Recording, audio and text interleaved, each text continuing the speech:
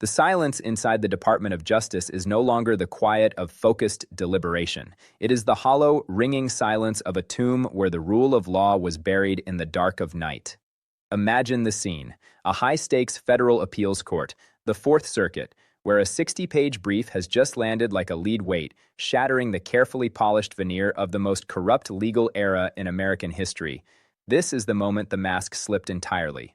The Department of Justice, the very institution sworn to protect your constitutional rights, has effectively issued a white flag of surrender, admitting to the world that they cannot find a single legitimate, legal path to prosecute their perceived enemies. They are cornered, they are desperate, and in their desperation, they are attempting to reach into the grave to resurrect the ghost indictments of a disgraced and departed shadow prosecutor. The news hit the wires like a physical blow. The DOJ has conceded that they cannot legitimately indict James Comey, the former FBI director, or Letitia James, the Attorney General of New York.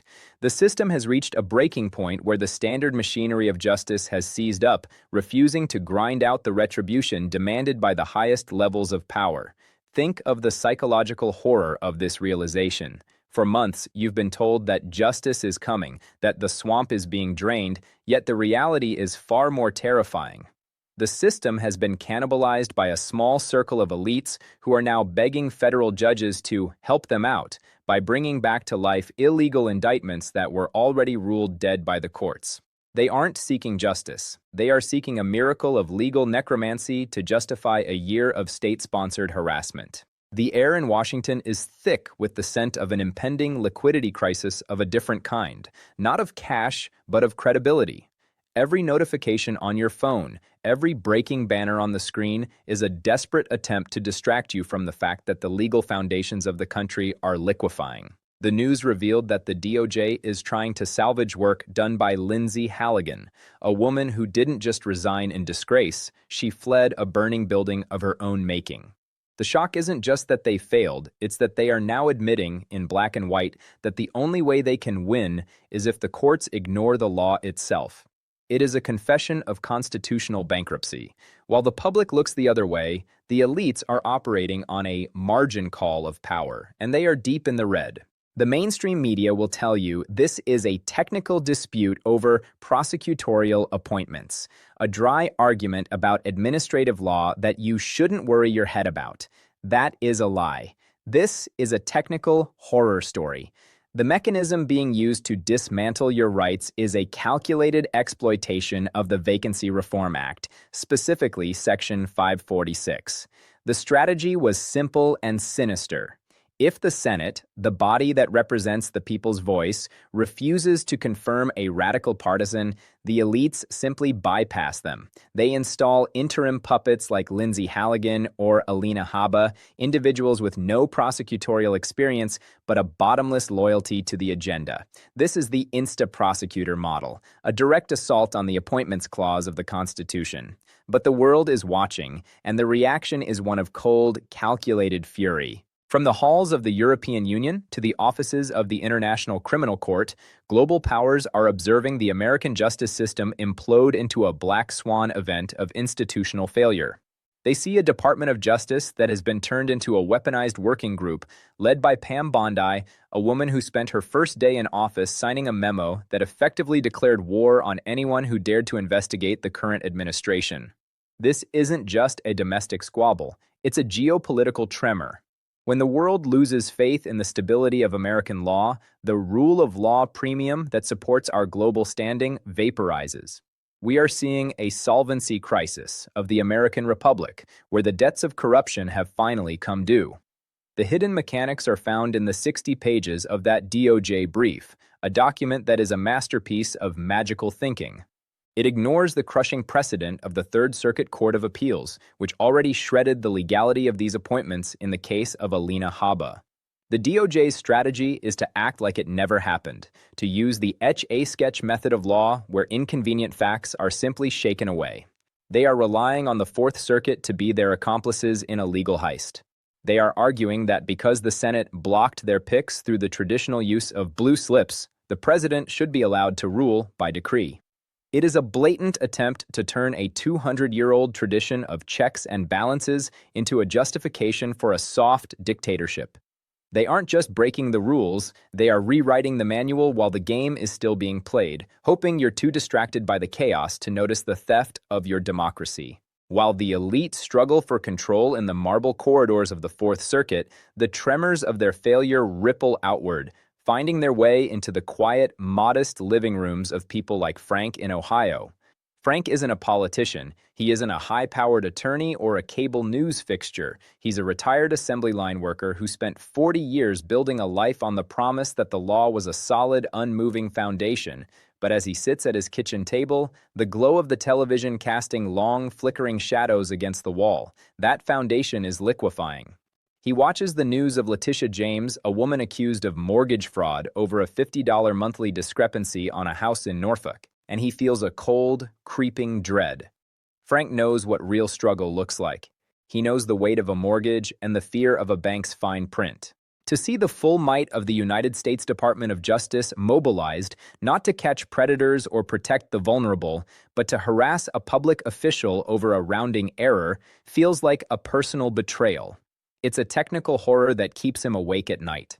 If they can hunt an attorney general for a $50 crime, what can they do to him? The statistics of the weaponization working group aren't just numbers on a page to Frank, they are the sound of a predatory system closing its jaws. He sees the liquidity crisis of justice, where the supply of fairness has been exhausted, leaving only the volatile currency of revenge.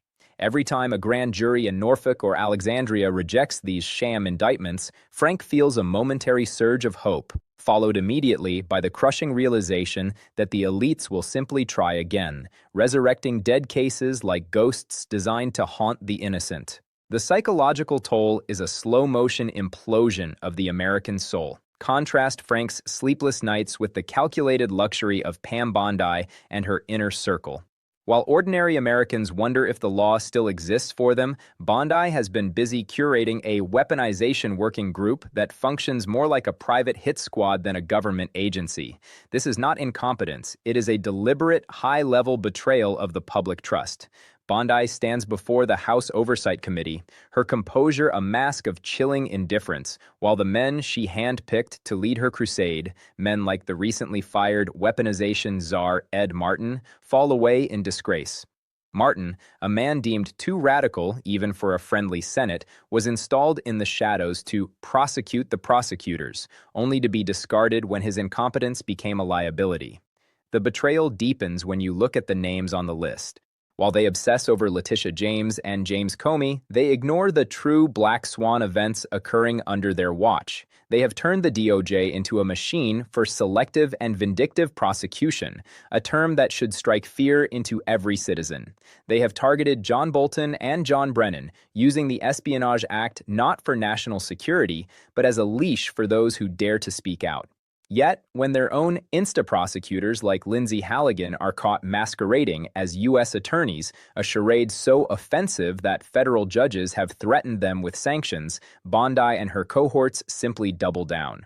They don't apologize, they appeal. They don't retreat. They attempt to ratify illegal acts after the fact, trying to bend time and the statute of limitations to suit their whims. This is the ultimate margin call for the American Republic. The elites have over-leveraged their power, betting that the public is too tired or too distracted to notice the bankruptcy of their arguments. They claim to be restoring integrity while presiding over the most transparently corrupt era in the history of the department. They use words like loyalty and MAGA as a smokescreen for a total liquidation of constitutional norms. The betrayal isn't just that they are failing to seek justice, it's that they have successfully replaced the pursuit of truth with a sweeping narrative of psychological horror, where the law is merely a weapon to be wielded against anyone standing in the way of the regime. The stage is now set for the final act of this constitutional tragedy. As we return to the quiet, sterile halls of the Fourth Circuit, we realize that the 60-page brief filed by the Department of Justice isn't just a legal document. It is a suicide note for the impartial rule of law. The elites have played their hand, and it is a hand of pure desperation. They are begging the judicial system to ratify a lie, to pretend that a special attorney with no legal standing can reach back through time and freeze the statute of limitations. But the clock is the one thing even the most powerful cannot command. For James Comey, the sand has run out. The 5-year window for his alleged 1001 charges has vanished into the ether. For Letitia James, the attempt to criminalize a $50 mortgage discrepancy has turned into a public relations nightmare, with grand juries in Virginia essentially laughing the DOJ out of the room. The storm isn't coming. It is already here, and it is washing away the pillars of the temple. The dark forecast for our future is no longer a matter of speculation. If the court allows these ghost indictments to be resurrected, it sets a precedent that will haunt every American for generations. It signals the birth of a permanent insta-prosecutor class, loyalists who can be installed in the dead of night to bypass the Senate, ignore the people, and hunt anyone the regime deems a threat. We are looking at a future where the Department of Justice functions as a revolving door of political retribution, where the margin call on your freedom can be issued at any moment by a masquerading official with no accountability. This is the technical horror realized, a system that has become so efficient at weaponizing the law that it no longer needs the law to function. The vaporized credibility of our institutions will lead to a ghost town of democracy, where the structures remain standing, but the spirit of justice has long since fled. You must understand the magnitude of this betrayal.